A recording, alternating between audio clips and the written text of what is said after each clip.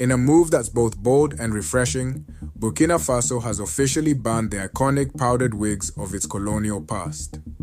On November 6, 2024, President Ibrahim Traoré made history by outlawing these symbols of colonial influence in the nation's courtrooms. This is not just about fashion. It's a powerful statement that's got the whole continent buzzing. For decades, legal professionals in Burkina Faso, judges, lawyers, and clerks wore wigs and robes inherited from colonial times. These garments, while seen as professional, symbolize the country's reliance on foreign systems and its struggle to assert judicial autonomy. Today, that's all changing. Because Burkina Faso's decision to replace wigs with locally produced Faso Dan Fani garments sends a clear message, reclaiming their identity and redefining what professionalism looks like in Africa. So, how did this tradition of wigs even start? It dates back to the colonial era when British legal systems were imposed across West Africa and pretty much the whole of Africa as a whole. Wigs were seen as a symbol of authority and professionalism, aligning African courtrooms with British norms. Even after independence, many nations kept the practice, believing it connected them to the global legal community. But for a long time, since gaining independence, critics argue that these colonial relics erode African identity and undermine the sense of cultural pride and authenticity. As one historian noted, the legal attire in West Africa is a stark reminder of the region's long history of decolonization and the ongoing struggle for self-determination. The change isn't just cultural, it's economic. Alongside banning wigs, President Traoré has also stopped the importation of courtroom attire. This shift has sparked new opportunities for local textile artisans, creating jobs and showcasing Burkina Faso's craftsmanship on a national stage. Faso Dan Fani is more than just a fabric. It's a symbol of its people, culture, and identity.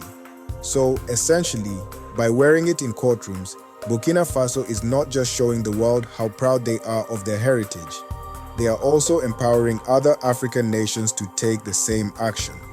And to add to this, Burkina Faso isn't alone in this movement.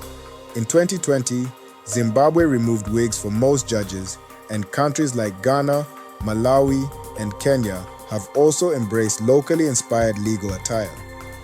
These shifts are part of a broader effort to decolonize African institutions and reflect the cultural identities of their people. So, in real sense, Africa may have freed itself from colonial rule, but it still has a long way to go in undoing the mental damage and beliefs imposed on itself. These efforts are a positive step towards this. The decision to impose this ban has sparked conversations across Burkina Faso. On one hand, some see it as a moment of pride and progress, appreciating the government's focus in stepping away from symbols that never represented them. However, not everyone agrees. Many critics worry that ditching the colonial wigs could undermine the formality and gravity of courtrooms. Yet, supporters still argue that professionalism can coexist with cultural authenticity. As one Burkinabe leader put it, "We can honor our roots without losing the dignity of our legal institutions."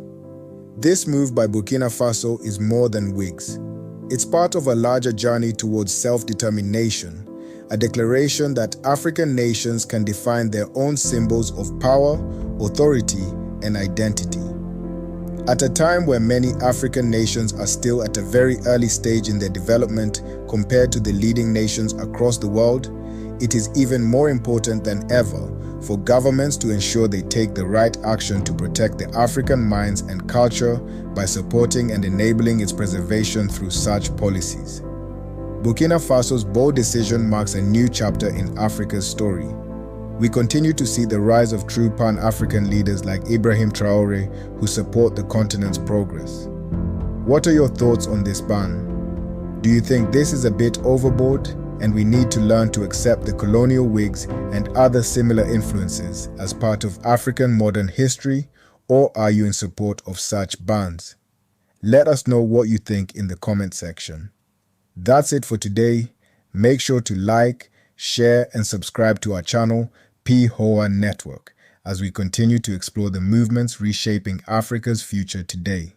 Become a part of our growing community and let us continue to rethink and reimagine a bigger, better, and brighter Africa together.